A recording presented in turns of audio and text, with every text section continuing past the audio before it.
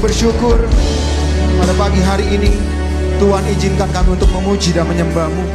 Biarlah pujian penyembahan kami dedikasikan semuanya untuk menyenangkan hati-Mu. Sebentar kami mau duduk diam di kaki-Mu, urapi kami, urapi firman-Mu, urapi juga hamba-Mu yang sederhana ini ya Tuhan, tanpa Engkau hamba gak mampu. Sembunyikan hamba di belakang kayu salib-Mu, biar semua firman kesaksian disampaikan semuanya untuk kemuliaan nama Tuhan. Terima kasih Bapa, kami siap untuk mendengar firman Tuhan pada pagi siang hari ini. Yang siap mendengar firman Tuhan sama-sama katakan amin. Kita berikan tepuk tangan buat tim musik. Thank you, silakan duduk kembali. Tuhan berkati.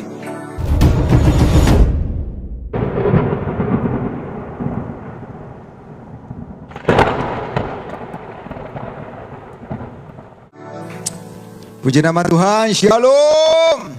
Wow, senang sekali bisa ketemu dengan orang-orang yang luar biasa yang belum liburan hari ini. Yang belum liburan ketahuan ya. Ketahuan masih ada di Indonesia maksudnya gitu ya. Belum ke Belanda, belum ke Inggris gitu ya. Wow, tapi memuji dan menyembah Tuhan dulu. Wow, ini ada sesuatu yang luar biasa, amin. Dan saya bersyukur, terima kasih atas Pastor Thomas, Pastor Abraham yang sudah mempercayakan saya untuk menyampaikan pesan Tuhan hari ini. Dan saya berdiri bukan sekedar menjadi pengkhotbah atau menjadi guru yang menggurui, enggak. Kita sama-sama belajar. Yang menyampaikan maupun yang mendengar, sama-sama hidupnya diubahkan. Itu yang penting. Hidup kita berubah menjadi lebih baik dan lebih baik seperti Kristus. Yang setuju kata amin. Baik, hari ini, pagi ini saya akan berbicara next dari saya ada PPT-nya adalah bertahan di dalam visi. Kalau beberapa bulan lalu saya menyampaikan tentang bertahan di dalam apa kemarin? Doa. Sekarang bertahan di dalam visi. Apa sih visi? Visi artinya, bisa media ditampilin di sini juga nggak di apa PowerPoint yang lirik lagu? Visi artinya adalah gambaran masa depan yang ingin dicapai baik oleh individu maupun organisasi. Visi dapat berupa juga impian, cita-cita, nilai, dan tujuan. Bapak Ibu, ada nggak di sini yang nggak punya visi, saudara? Yang nggak punya impian? Ya gua hidup aja begini aja deh, ngalir kayak air.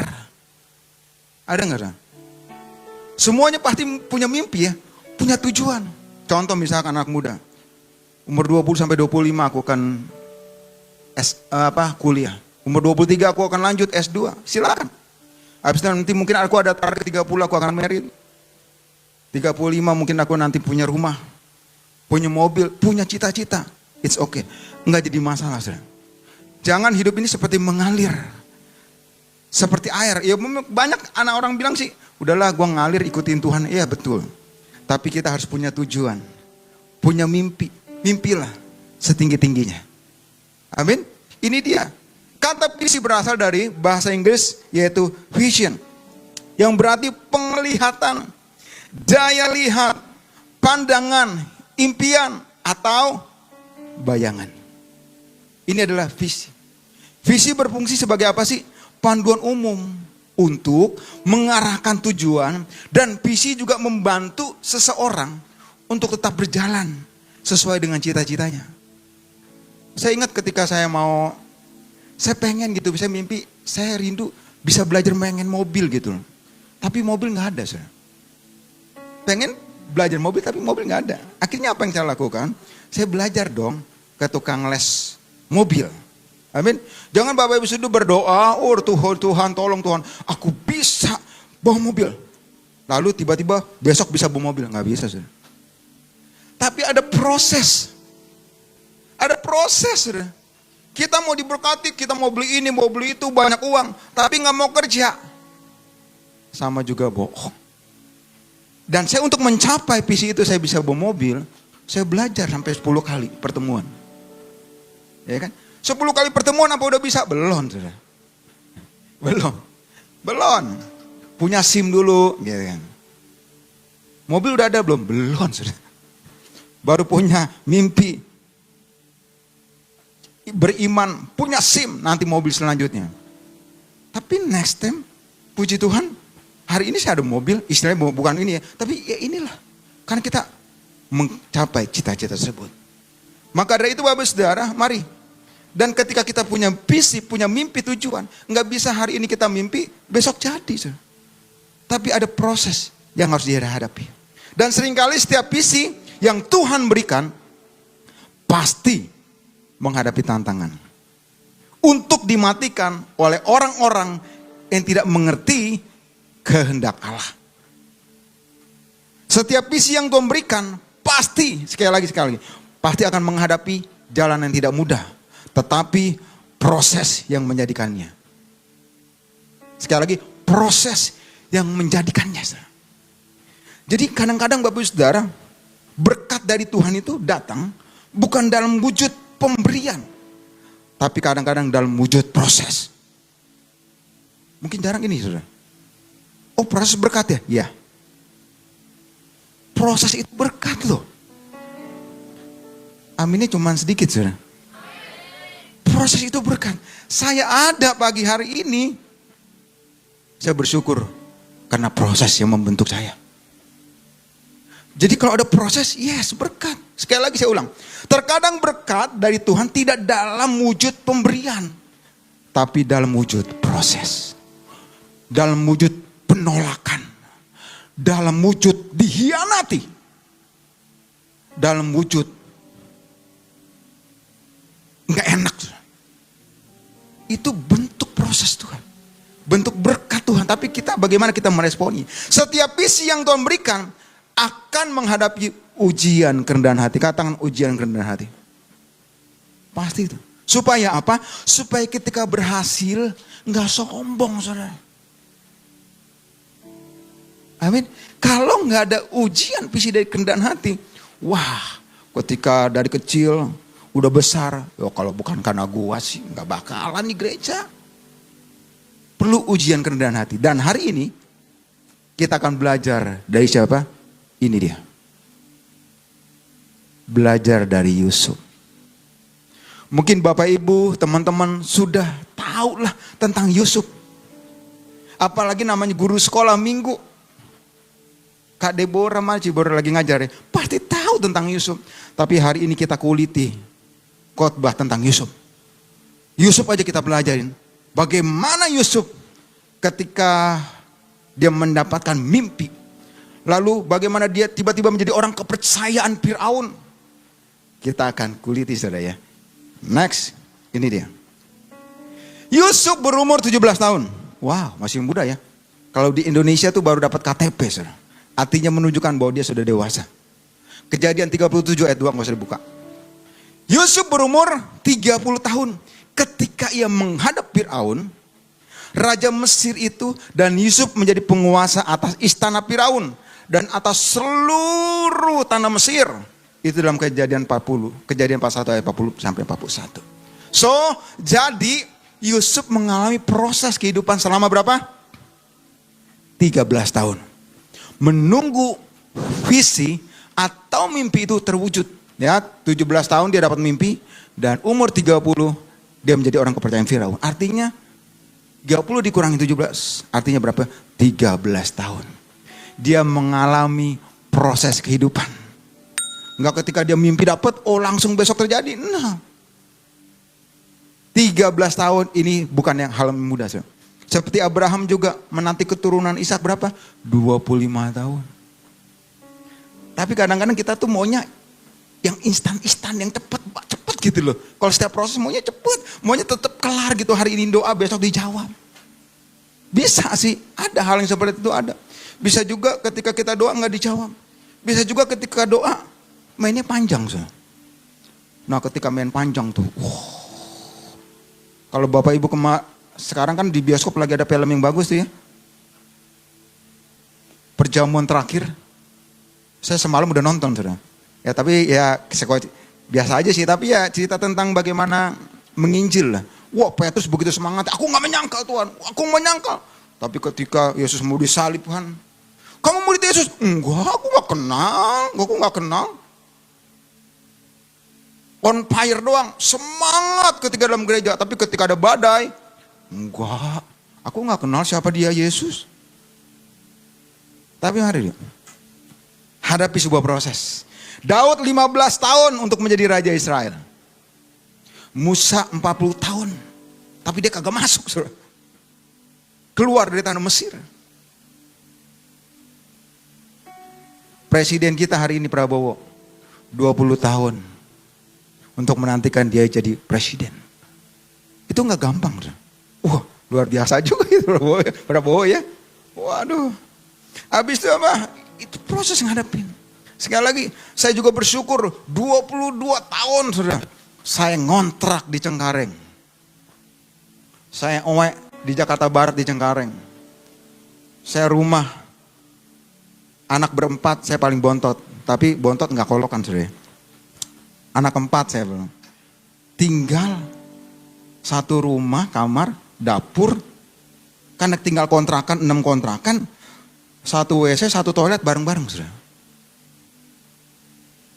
Hidupnya gak susah sih, tapi melarat. Sudah.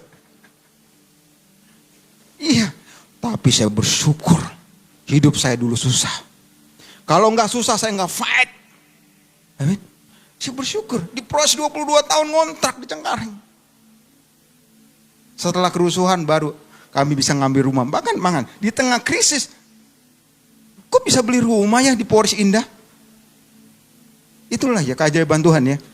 Di tengah krisis jutu kita bisa beli mobil. Bisa beli rumah saudara. Ya patungan sih. Anak sama anak gitu patungannya kita patungan. Uluran-uluran. Iya. Ini loh. Saya bersyukur. Saya susah. Karena itu yang membentuk saya menjadi orang yang kuat. Jadi gak gampangan kalau Pastor Abraham bilang generasi sekarang tuh generasi strawberry yang dilihat enak dipencet lembek. Lulus kuliah kerja baru diomelin sama atasan karena salah. Besok langsung resign. Anak muda sekarang kan gitu lah. Gak tahan banting makanya BCA. Saya belum berapa minggu ini ngelihat postingan BCA. Untuk menerima lowongan itu sekitar 5.000 lebih loh orang. Tapi yang diterima 5-6 orang. Wah. Rahasianya cuma satu. Bukan karena dia S1, S2, S3. Sama STLR 77. Semalam saya habis makan juga di situ. Makan nasi goreng. Itu tidak menjadi poin. Tapi poinnya ada orang yang diterima adalah orang yang tahan banting. Bagaimana supaya tahan banting? Bagaimana supaya tahan banting? Ya dibanting dong. Iya dong. Produk ini tahan banting. Bagaimana caranya? Ya kita banting nih. Hancur enggak? Kan gitu. Mike Tyson tahan pukul. Ternyata tiap hari dipukulin mulu tuh mukanya. Supaya apa? Supaya baal. Supaya cedak enggak apa-apa suruh. Tahan banting. Kalau kita kehidupan kita ya pasti namanya ngalami kegagalan, difitnah, dijelekin. Oh, berkat kita diciak orang, nggak apa-apa, nggak apa-apa. Justru itu membuat kita tahan banting, men. Yusuf tahan banting. Hari ini siapakah Yusuf? Ini naik. Siapakah Yusuf? Ini dia historinya. Yusuf adalah putra ke-11 dari Yakub. Putra sulung dari Rahel. Rahel anak kedua. Dan Benyamin satunya lagi. Kejadian 30. Ya. Yusuf pekerjaannya apa sih? Siapakah Yusuf? Yusuf itu pekerjaannya cuma sebagai seorang gembala. Yang menggembalakan kawanan kambing domba dengan saudara tirinya. Habis itu yang ketiga, siapakah Yusuf? Yusuf itu ternyata si tukang mimpi, saudara. Tukang mimpi. Justru berawal dari sini dia mimpi. Next, mimpi pertama. Dia mimpi 2 kali, saudaraku ya. Mimpi pertama. Bermimpilah Yusuf lalu ketika dia mimpi malam-malam lalu mimpinya itu diceritakan kepada saudaranya bilang begini, coba ayo saudaraku dengarkan mimpiku ini. Kenapa saya blok warna biru? Ternyata kalau kita buka di dalam Alkitab yang tebal, Alkitab penuntun hidup berkelimpahan, dia bilang begini, Ada kata coba didengar mimpi yang dikumimpikan ini, artinya Yusuf tuh menunjukkan ketidakpekaan dan ketidakdewasaan ketika menceritakan mimpi itu kepada kakak-kakaknya dan papa mamanya. Maksud mimpi itu ialah sebenarnya memberikan pernyataan dan iman untuk masa depannya yang akan sulit nanti, dan bukan untuk meninggikan diri. Tetapi Allah memilih Yusuf untuk tugas melindungi keluarganya dan bangsanya di Mesir. Ini kadang-kadang termasuk sombong loh. Kadang-kadang anak muda, wah terlalu on fire. Wah, orang belum terlalu cerita, dia cerita. Coba dengarkan mimpi yang kumimpikan ini. Tampak kita sedang di ladang mengikat berkas-berkas gandum, lalu bangkitlah berkasku dan tegak berdiri. Kemudian datanglah berkas-berkas kamu nih sekalian, mengelilingi dan sujud menyembah kepada berkas-berkasku itu. Lalu saudara-saudaranya berkata kepadanya, apakah engkau ingin menjadi raja atas kami? Apakah engkau ingin berkuasa atas kami? Jadi makin bencilah mereka kepadanya karena mimpinya dan karena perkataan itu. Coba Bapak Ibu Saudara, kalau misalkan saya kan anak bontot, berarti ada cici saya, ada koko saya. Kok, Ci, sini lo kumpul. Lo nanti ya sujud menyembah gua. Bayangin suruh.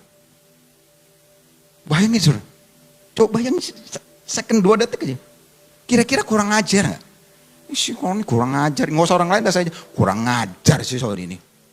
Dapat mimpi, mending mimpi kalau bener. Karena kadang mimpi ada yang gak bener gak? Ada. Ada betul. Ada anak muda. Ini benar dari kenyataan saudara. Saya suka naik menara doa. Saya menara doa. Kita menara doa sehari. Anak muda, rajin banget menara doa. Besok menara doa lagi. Besok menara doa lagi, gaya hidupnya suka berdoa, bagus sih, bagus. Sampai kadang-kadang nangis terseduh-seduh, kayak Hana, waduh nangisnya, wah gitu ya. Suatu hari saya penasaran, saya panggil, bro, sini deh bro. Kamu sepertinya kayak ada beban yang sangat berat saya lihat. Kok tahu? Iya, saya lihat kamu rajin banget berdoa. It's okay, gak jadi masalah, bagus banget, rajin berdoa. Dan itu kamu memiliki hati yang hancur. Ketika di hadapan Tuhan menangis. Air matanya ditabung dalam kirbat Tuhan. Kayaknya luar biasa ya. Kamu ada masalah apa sih kalau koko boleh tahu? Kalau nggak tahu nggak jadi masalah. Iya kok, aku sih ada apa namanya sih? Ada tujuan kok. Tujuannya apa sih? Aku kok gini kok. Aku tuh bermimpi. Siapa ya namanya ya? Siapa yang kagak ada di sini? Nah, si Tukiem, misalkan Tukiem pasti kagak ada di sini Tukiem. Saya bermimpi Tukiem itu pacaran sama saya kok. Abis itu saya menikah dengan dia. Oh gitu ya? Oh bagus dong. Iya. Abis itu saya pikir, saya kan si Tukiem ini udah punya calon ya. Udah ada calon suaminya. Saya bilang, saya kenal juga si Tukiem misalnya. Kok kamu mau pacaran sama dia? Tapi kok mimpi kok. Dia tuh istri aku. Tapi si Tukiem tuh udah punya suami, udah mau calon suami, udah mau merit loh. Saya bilang, kamu stop. Karena kamu suka. Jadi itu namanya bunga-bunga mimpi. Iya, coba deh. Kalau kamu suka apapun, pasti malamnya mimpi saudara. Wah ya gue mimpi ya. Karena udah kesemsem, katakan kesemsem. Karena udah kesemsem. Jadi pengen. Saya bilang stop doanya. Karena dia udah mau merit. Ini dia. Bapak Ibu. Jadi kadang-kadang ada mimpi ini dia. Dan mimpinya, aduh sekali lagi Bapak Ibu. Kalau bayangin hari ini. Si Sony kurang ajar nih. Masa koko cicinya suruh sujud menyembah dia. Habis itu mimpi yang kedua. Nggak cukup dari situ. Mimpi yang kedua next. Lalu ia memimpikan pula mimpi yang lain. Jadi semalaman itu mimpi 2 kali. Yang diceritakan kepada saudaranya. Katanya aku bermimpi pula loh. Tampak matahari, bulan, dan 11 bintang sujud menyembah kepadaku. Setelah hal ini diceritakan kepada ayahnya dan saudaranya. Maka ia ditegur oleh ayahnya bahwa apa mimpimu itu? Masakah aku dan ibumu serta saudara-saudaramu sujud menyembah kepadamu sampai ke tanah. Wah, Ini kalau gini anak durhaka. Papa mama juga sujud menyembah aku. Ada papa mama saya bilang, papa mama juga harus sujud menyembah aku. Waduh, kalau bahasa Chinese-nya apa tuh? Anak. Bukan durhaka, itu bahasa Indonesia. Bahasa Chinese-nya apa ya? Apa sih?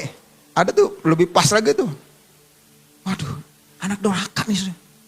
Tapi ini mimpi yang benar-benar mimpi dari Tuhan. Saudara. Kadang-kadang berlawanan. Itu saya bilang, visi itu bisa apa? Visi itu yang Tuhan berikan bisa menghadapi tantangan dan akan dimatikan oleh orang-orang yang tidak mengerti kehendak Allah. Ini dia, saudara. Tapi kan ini Yusuf, ya kan? Semua disuruh sujud menyembah, itu mimpinya. Dan bagaimana yang kedua adalah bagaimana respon saudara-saudara Yusuf ketika mendengar mimpi itu disampaikan. Ini dia. Yang kedua adalah sikap saudaranya kepada Yusuf. Gimana nih respon saudara-saudaranya kepada Yusuf.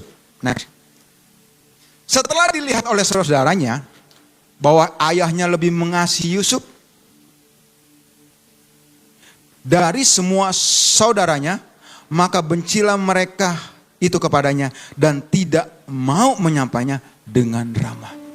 Dan kita juga belajar, Bapak Ibu, teman-teman, kalau udah kita punya anak, jangan ini anak papa, ini anak mama. Kadang-kadang saya masih nemuin loh kayak gitu loh. Ini sih anak papa ini anak mama nih. Jangan tuh. Karena itu akan membuat benci, saudara. Iya mukanya kayak papa banget, iya ini mah anak papa. Ini mukanya kayak mamanya, iya ini mah anak mama ini. Jangan. Ya, anak pertama baju baru, anak kedua baju bekas kokonya. Aduh. Jangan, ini sebagai orang tua warning juga buat kita ya. Buat saya juga istilahnya. Buat warning. Jangan pilih-pilih kasih, maka bencilah mereka itu kepadanya dan tidak mau menyapa dengan ramah. Jadi satu rumah dong. Ketika Yusuf ngomong, apa lo? Kan gak mau ramah nyapa. Apa lo? Lihat-lihat gue. Kan Yusuf kan tuh. Maka bencilah mereka kepadanya dan tidak mau menyapa dengan ramah. Apa lu Yenli? Lihat-lihat gue. Rese lu. Kan kagak mau menyapa. Jadi gak ramah, teman saudara-saudara itu gak ramah. Wah kesel sama dia. Benci. Waduh. Kalau udah mulai benci, udah mulai namanya iblis mulai bekerja. Ngeri saudara. Ngeri banget. Ini gak boleh ada. Maka iri hatilah saudara-saudaranya kepadanya. Tetapi ayahnya menyimpan dalam hal itu dalam hatinya. Saudara. Udah benci, iri. Kalau Amsal 14 ayat 30 berkata, saya ingat banget tuh. Iri hati membusukkan tulang. Waduh, ini pelajaran buat kita, saudara. Iri hati buang-buang deh dalam hidup kita.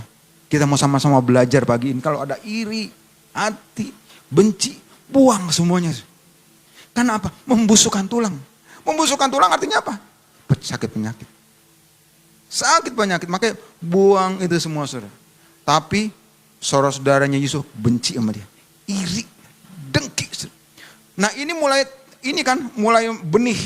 benih-benih dosa kan. Itu akan terus berlanjut lebih parah lagi. Itu yang kedua, sikap saudara. Yang ketiga adalah, ada 5 saudara, saya akan cepat. Proses yang dialami Yusuf. Nah setelah kisah Yusuf, habis itu sikapnya saudara Yusuf, sekarang proses yang dialami Yusuf.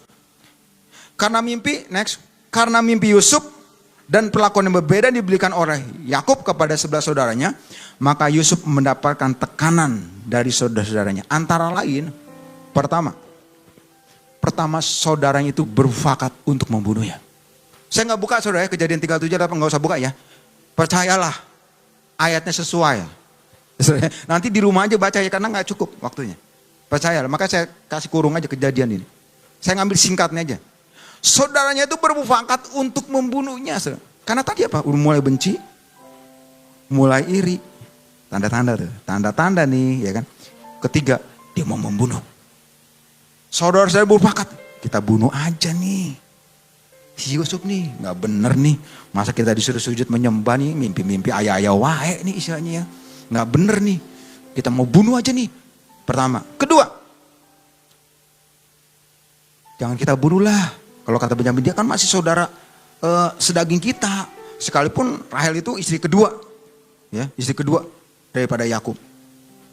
Yusuf dimasukkan aja ke dalam sumur yang kosong, yang tidak berair. Wah, udah mau dibunuh nggak jadi, akhirnya dimasukin ke dalam sumur yang kosong, yang tidak berair.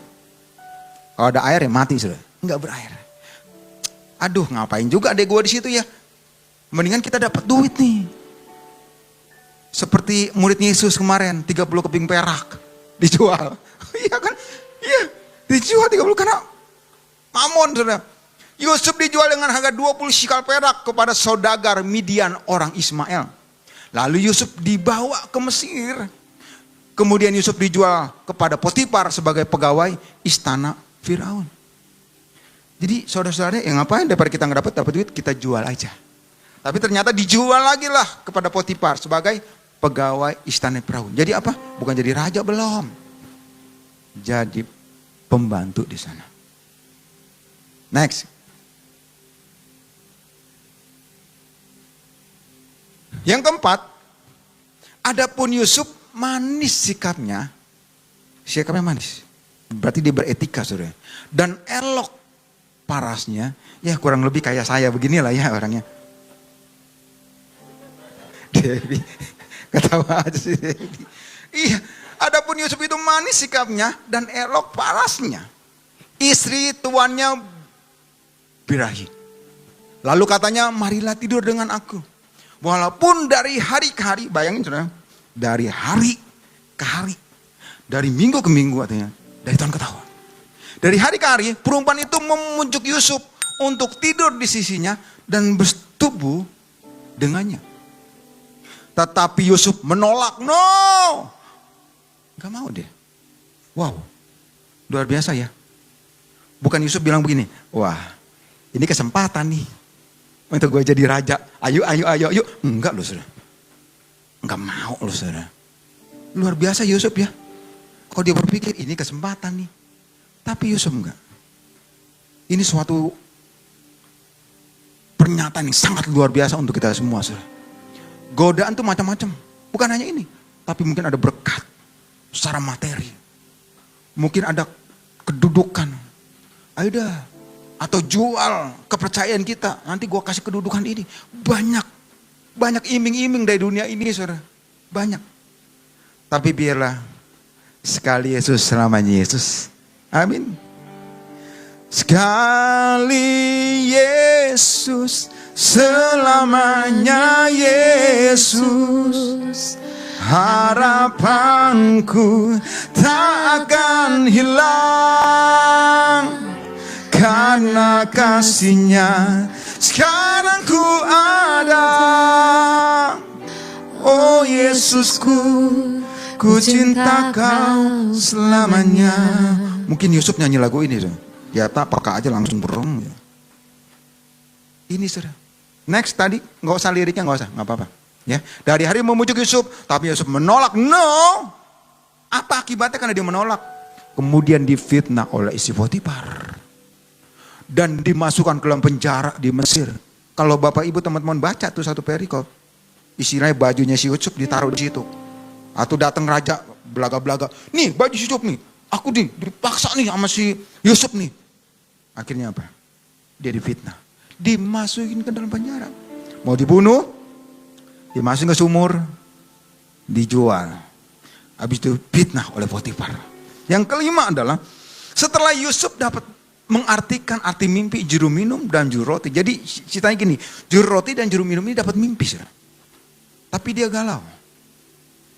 Tiba-tiba Yusuf bisa mengartikan.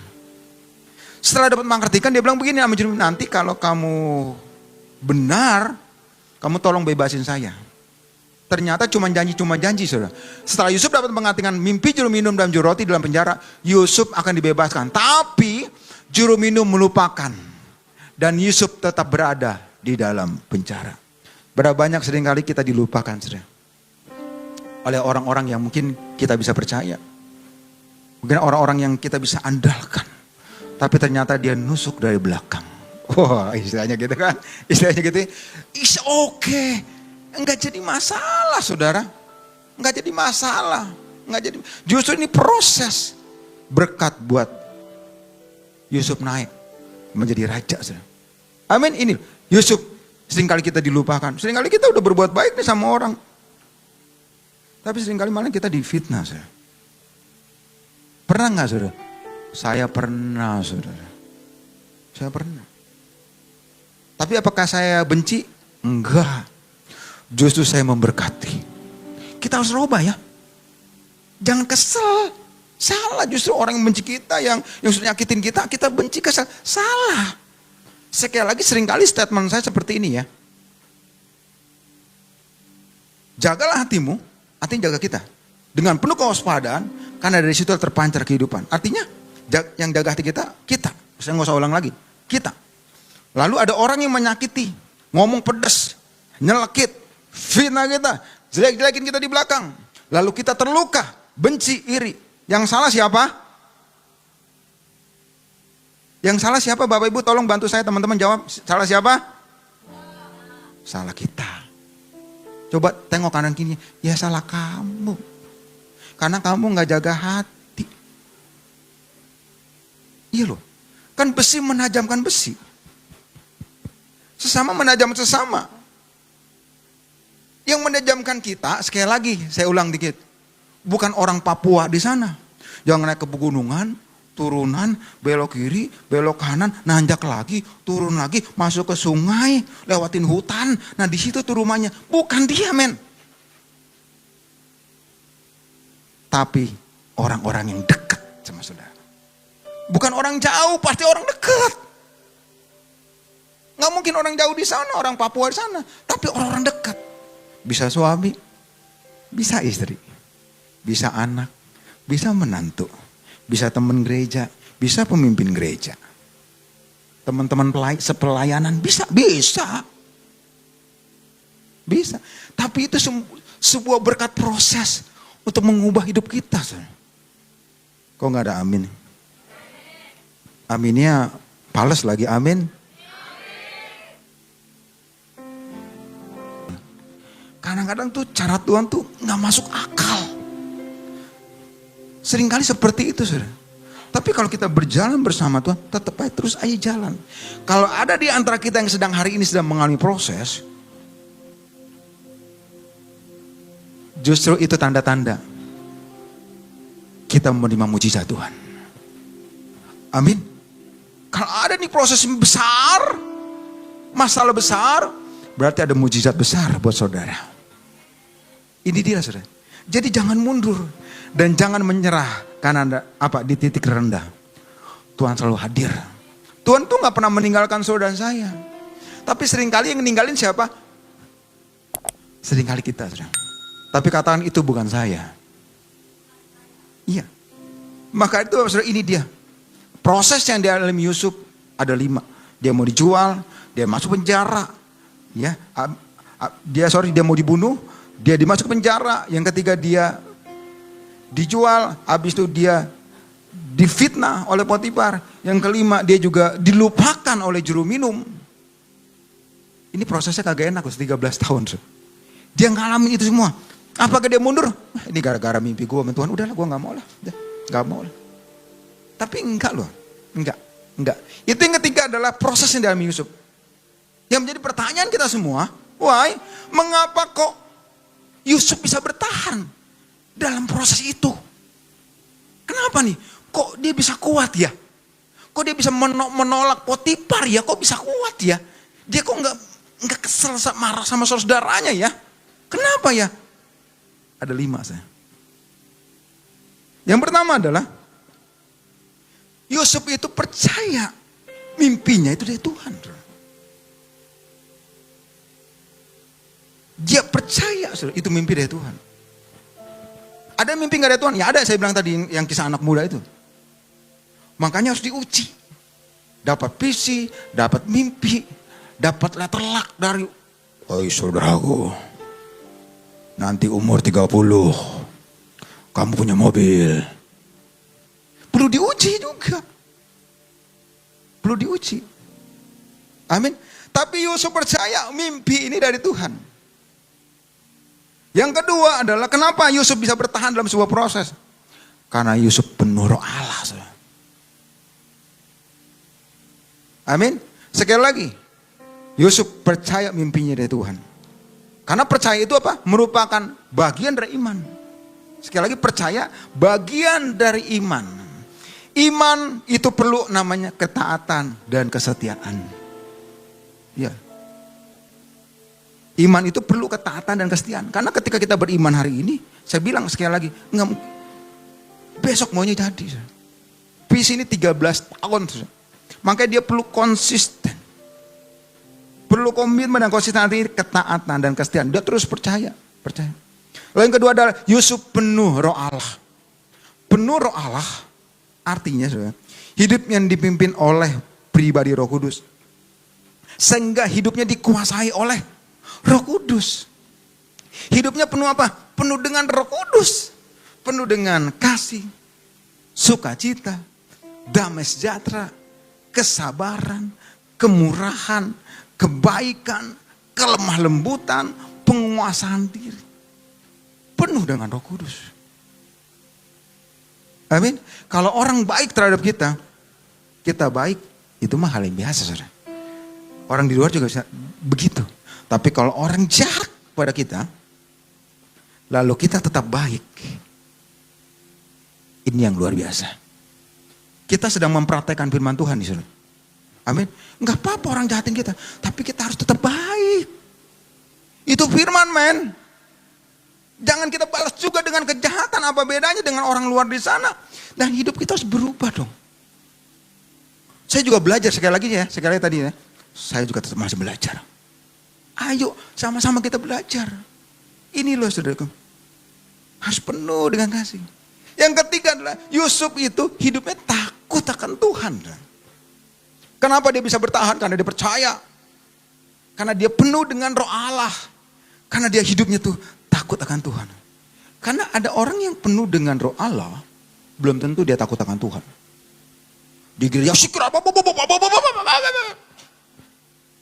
keluar dari gereja, baru kena kepepet mobil, belum melecet. Woi kurang ajar loh, Taman Safari keluar, Ragunan keluar semua.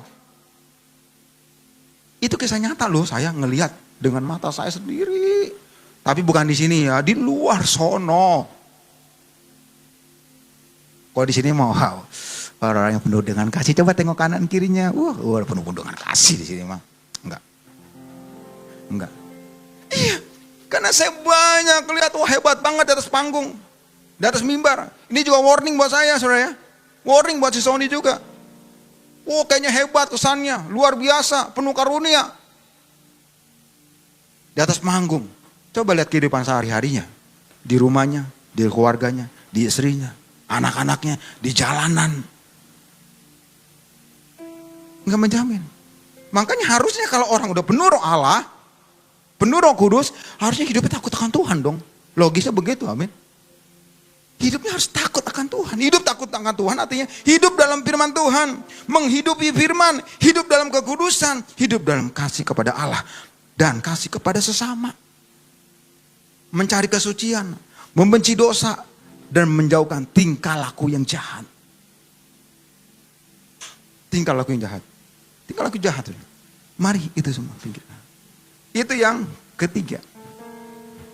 Yang keempat adalah kenapa sih kok Yusuf bisa bertahan dalam sebuah proses. Yang keempat adalah ternyata Yusuf itu rela dibentuk hatinya. Ayo, rela gak dibentuk? Kalau dia rela dibentuk hatinya, artinya rela dibentuk karakternya. Memang gak mudah loh. Apalagi, maaf, orang-orang yang udah berumur saudara ya. Misalnya 20, 30, 40, 50. Makanya anak, menurut psikologis, anak 1 sampai 6 tahun itu tergantung papa mamanya ngebentuk. Kita tuh mau melukis dia apa, di situ terbentuk. Tapi kalau udah 6, 7 tahun 8, udah mau terbentuk nih. Udah kalau nggak bener ya masuk. Apalagi udah 30, 40, 50, waduh. Lu jangan ngatur-ngatur gue memang orangnya begini. Wah, apalagi zaman bapak dulu ya, waduh. Nggak mau kalah teman-teman. Nggak mau kalah, nggak rela dibentuk. Tapi ayo, rela dibentuk. Rela dibentuk artinya menerima dengan senang hati. Ketika ada badai, ketika ada proses. Tapi pembentukan itu bagus. Itu bagus. berapa ya? Oh, di awal bulan puasa sudah. Saya bingung mau makan apa ya. Habis itu, mah kita pulang makan apa nih? Itu tuh kayaknya ada tukang martabak. Martabak telur enak tuh kayaknya. Oh iya deh kita mampir deh. Beli martabak telur. Saya lihat cara pembentukan martabak telur. Pertama apa? Dia banting-banting tuh terigu. Jedar. Dia top. Vrok. Diamin dulu. Waduh apa? Selanjutnya dia pecahin tuh telur. Telur berapa Pak? 3. Bebek. Masukin daun bawang. Daun merica. Mecin biar pinter katanya. Daging. Ya kan? Wah udah jadi dong. Tuh masukin ke kualinya. Oh udah panas. Kenapa Bang? Tanda panas. Kalau nggak panas jangan deh, harus panas. Oke, panas. Langsung masukin kuali. Bers. Udah masuk dibakar kan. Wah, kocokannya masukin ke terigonya kan. Bes. Ratain, tekuk-tekuk. Tekuk-tekuk dibalik-balik. Udah dibalik ditusuk-tusuk lagi pakai apa? Garpu yang udah 2 biji. Waduh, itu kalau martabak bisa ngomong. Waduh, sakit. Kalau martabak bisa ngomong. Dibentuk tuh martabak. Buat si Sony. Udah matang tusuk-tusuk. Diangkat. Udah diangkat dipotong. Jadi lapar ya pagi-pagi makan. Masukin tuh ke tempat martabak. Si Kondres kayaknya mau traktir saya martabak. Udah tuh masuk martabak masuk. Sampai di rumah dimakan. Totol pakai bumbunya. Enak. Maknyus. Tapi kelihat proses martabak kagak enak. Prosesnya dibanting-banting. Ditusuk-tusuk. Mungkin kita seperti itu. Dibanting-banting. Tapi saya lagi kan dibanting-banting untuk tahan. Untuk tahan banting. Untuk tahan banting. Karena bentuk itu bagus. Seperti tangan periuk. Yang membentuk tanah liat. Diam aja kok dibentuk, udah banyak bersyukur aja di situ. Amin. Banyak apa? Jangan banyak. Udah. Jangan. Tapi kita perlu banyak bersyukur. Terima kasih Tuhan. Ketika proses andalin Tuhan sepenuhnya. Kan lagu kita diberkatilah orang yang andalkan dia. Bersyukur. Memang gak gampang. Oh, gak gampang. Enggak gampang saudara. Penuh dengan air mata. Penuh dengan perjuangan. Ini enggak gampang. Tapi ayo terus yuk berjuang. Daerah dibentuk. Dan poin terakhir ini yang dia sangat-sangat membuat dia sangat bertahan. Yaitu Yusuf memiliki kasih Tuhan. Kasih melebihi dari segala-galanya. Kasih. Yusuf tuh memiliki kasih Tuhan. Yusuf tidak balas dendam kepada saudaranya. Melainkan apa? Memberkati saudaranya. Ini kalau Bapak Ibu teman-teman baca Kejadian 45 ayat 15, 21 sampai 23. Ketika Yusuf melihat saudaranya. Kan mengalami kekeringan. Benar? Saudara tahu semuanya kalau mengalami kekeringan. Dia datang kan ke Mesir. Yusuf melihat saudara. Wah kalau dia bilang kalau dia benci. Kesel. Kepahitan sama. Kebeneran nih saudara gue. Gue mau mati ini. Enggak loh. Justru apa? Ayat ke-15. Dia tuh istilahnya di dalam pertemuan. Habis itu istilahnya dia masuk ke kamarnya si Hizkia nih. Atau dia nangis. Bener ayat tadi. Dia nangis. Dia sedih melihat saudara-saudaranya. Dia sedih. Bukan berarti karena dia menyesal. Enggak. Dia terharu dengan saudara-saudaranya. Habis itu ayat 21-23 apa? Dikasih uang. Dikasih domba. Itu artinya kejahatan dibalas dengan kebaikan. Tapi harus ada namanya K-A-S-I-H. Kasih. Kalau nggak ada kasih, nggak bisa saudara. Ini saatnya gue bantai ini saudara-saudara gue nih. Yang udah masukin gue, mau membunuh gue, mau masukin gue di sumur. Yang udah gue dijual, kurang ajar saudara gue nih semua. Ini bahasa sehari-harinya saudara. Tapi enggak loh. Ketika saudara datang, Malah dia memberkati saudara-saudaranya. Ini gak gampang loh saudara. Kalau gak ada kasih, kalau gak ada penuh roh Allah, dia gak ada takut akan Tuhan, ini gak mungkin terjadi. Dan dia udah lewati. Dan yang terakhir, poin yang terakhir. Apa sih setelah Yusuf bertahan dalam sebuah proses? Kalau kita bertahan dalam proses, sekali Yesus tapi Yesus nggak keluar mencari jalan yang lain, dia tetap bertahan. Yang kelima, ada berkat yang diterima Yusuf. Mau diberkati Tuhan, amin? Bukan berkat langsung nih. Tapi lihat dong poin selanjutnya itu kagak enak tuh yang tadi 1, 2, 3, 4 tuh kagak enak. Kita harus lewati 4 ini semuanya gol. Ini dia. Kita akan terima berkat. Berkatnya adalah next 1. Tuhan selalu menyertai Yusuf. Dan Tuhan membuat segala sesuatu yang dilakukan Yusuf katakan berhasil. Wih, luar biasa ya. Apapun dibuat tangannya berhasil. Berhasil. Berhasil. Berhasil. Tapi lewati proses tadi. Gak enak loh. Tapi kalau kita tetap bertahan dalam sebuah visi, Tuhan selalu menyertai dan berhasil. Yang kedua, Yusuf menjadi orang kepercayaan dalam istana. Wih, jangankan dalam istana, dalam sebuah perusahaan, kalau kita jadi orang kepercayaan, saya sebelum melayani sepenuh waktu, full heart, saya juga seorang pekerja. Di dalam sebuah perusahaan, 2 perusahaan saya. Tapi di dalam sebuah perusahaan ini, perusahaan 1, perusahaan 2, dimanapun saya ada, saya tuh menjadi orang kepercayaan loh saudara. Saya tuh menjadi orang yang disayang sama pemimpin. Bukan karena ada pemimpin saya menjadi orang kepercayaan, bukan dengan cara-cara yang begini. Des. Tahu gaya kodok? Enggak pakai gaya kodok saya. Kan banyak hari-hari ini saya lihat, saya miris aja sih ngelihat banyak orang-orang yang dekat sama pemimpin, sama bos, pakai gaya kodok. Nonjok atas, jilat atas, tendang bawah. Yang penting gue di atas. Dengan cara-cara yang gak bener. Enggak. Kenapa? Karena saya bekerja. Gak pernah tuh namanya saya sekalipun telat. Sehari telat gak pernah.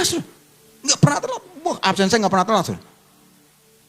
Makanya saya pertahankan ketika saya pelayanan gak pernah telat. Pernah telat? Gak pernah saya pelayanan. Yan pernah gak Yan? Saya pernah telat Yan. Gak pernah ya. Apalagi buat dunia gitu, apalagi buat Tuhan, telat gak pernah saya. Maaf ya, bukan menyinggung teman-teman yang telat ini. Ini ada firman Tuhan ya. Enggak, maaf ya, bukan menyinggung teman-teman yang telat. Tapi ini saya nggak nyalain orang, saya nggak pernah telat saya. Mau pelayanan apapun. Dan ketika WL maupun menjadi pembicara, tetap nggak telat. Saya nikmati hadirat Tuhan, saya nyembah. Saya memuji Tuhan. Nikmatin dong. Jangan lari sono lari sini. Nikmatin dong pujian dan penyembahan bersama dia. Ini dia. Dan kenapa saya jadi kepercayaan di 2 perusahaan ini? Setiap ada sampah, saya ambil. Bukan cleaning service, ambil ini sampah. Enggak saya. Karena apa? Saya anggap tuh perabotan-perabotan, komputer, laptop, semua, bangku, semua itu saya anggap saya punya sendiri. Punya pribadi. Jadi saya rawat. Jadi kalau ada kerjaan juga tuh, kalau teman saya bilang, kemeja lu, kalau karyawan yang paling terbersih, bukan berarti gak ada kerjaan, ada. Tapi saya selalu rapi orangnya. Makanya bos kasih percayaan. Tidak dengan cara-cara yang gak benar, tapi dengan kepercayaan.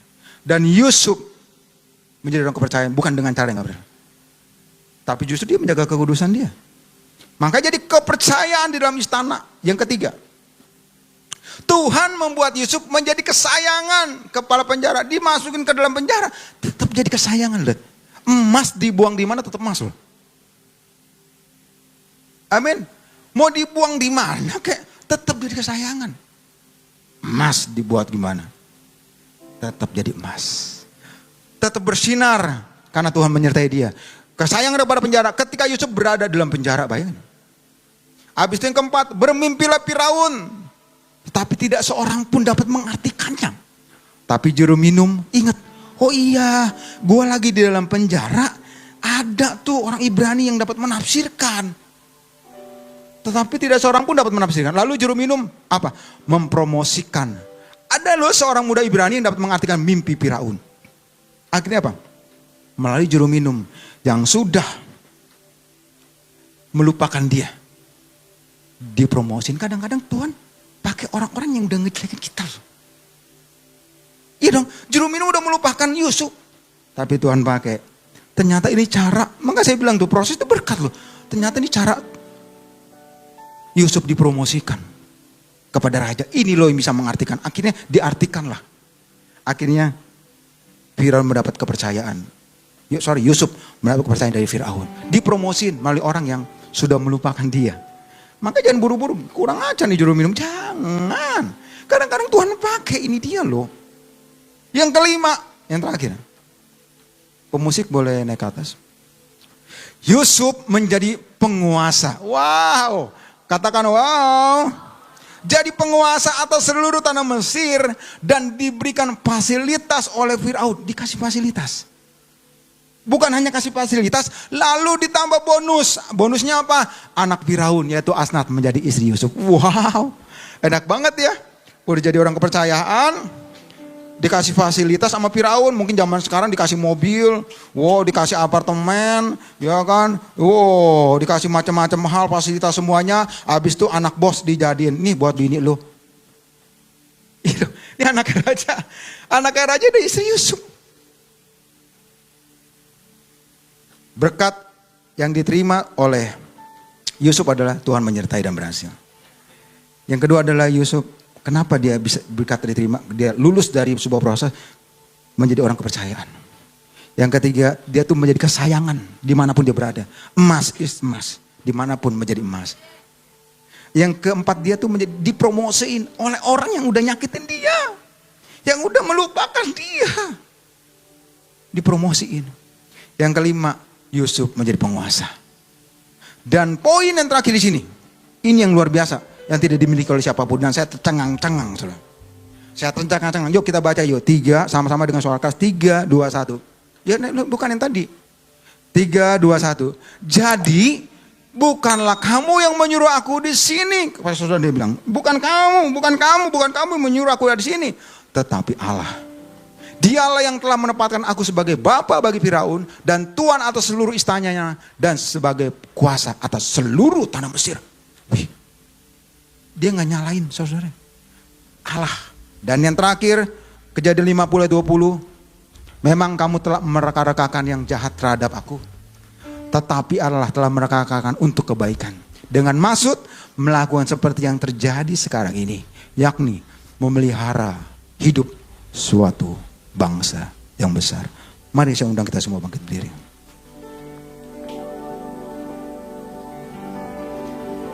Apapun keadaan kami hari ini, kami bersyukur Tuhan. Kalau kami ada di antara hari ini sedang diproses, dibentuk sama Tuhan, memang gak enak rasanya. Tapi saudaraku, tetaplah kuat. Jadilah kuat, karena proses merupakan bentuk dari sebuah berkat Tuhan. Ya mungkin hari ini kita gak mengerti rencana Tuhan. Kenapa sih begini? Mengapa sih kok begitu Tuhan? Aku kan udah rajin ke gereja. Aku udah rajin ikut komsel, aku udah rajin perpuluhan, aku udah rajin persembahan, tapi kok hidupku begini-gini aja.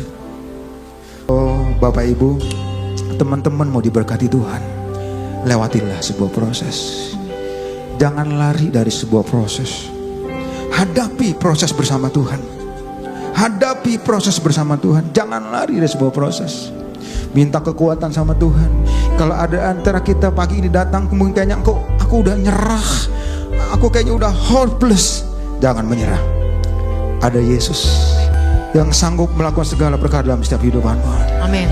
Jangan simpan iri, jangan simpan benci, jangan simpan kepahitan, karena itu menghalangi berkat Tuhan terhadap engkau. Mari kita pejamkan semua mata kita saudara. Kalau ada saudara engkau sedang membutuhkan doa, angkat tanganmu dari tempat dudukmu. Tuhan, hamba berdoa, Engkau jamah setiap tangan-tangan yang terangkat Tuhan. Engkau berikan kekuatan yang baru, amin, pengurapan yang baru, sehingga mereka keluar menjadi pemenang, bahkan lebih dari pemenang. Oh Rabaya Syakaralabaya. Tuhan berikan kekuatan Nestra, Jadilah kuat. Ampuni orang yang sudah melukaimu.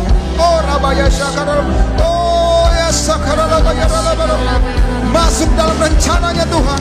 Seperti Yusuf. Dia gak pernah benci kepada saudaranya. Dia gak pernah benci terhadap semua yang menyakiti dia. Bahkan Tuhan bisa pakai orang yang sudah melupakan mempromosikan hidupmu.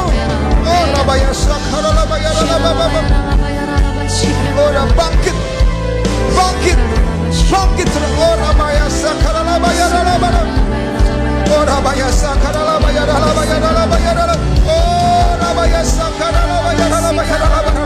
Roh Allah memenuhi setiap umatmu Tuhan. Hiduplah takut dengan Tuhan. Hidup penuh dengan kasih-Nya Tuhan.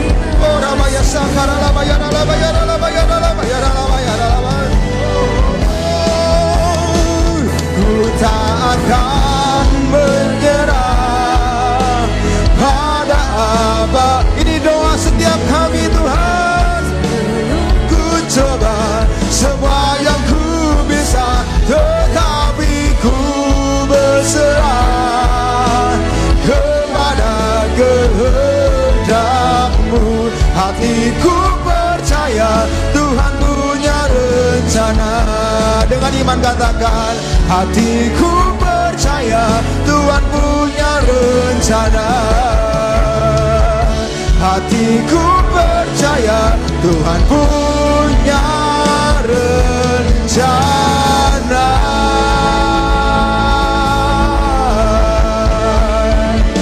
Haleluya. Kami percaya rencanamu, rancangan-Mu, rancangan di masa depan. Amin. Yang penuh harapan buat setiap kami yang percaya. Amin. Terima kasih Tuhan. Mataharikan firman-Mu pagi ini, biar firman ini bukan sekedar berlalu dan kami hanya mendengar, tapi semuanya termasuk hamba, biar kami semua menjadi pelaku firman Tuhan. Terima kasih Bapak. Kayak bersyukur yang diberkati Tuhan, yang siap menjadi pelaku Tuhan, sama-sama katakan amin. Tuhan berkati. Silakan dulu kembali.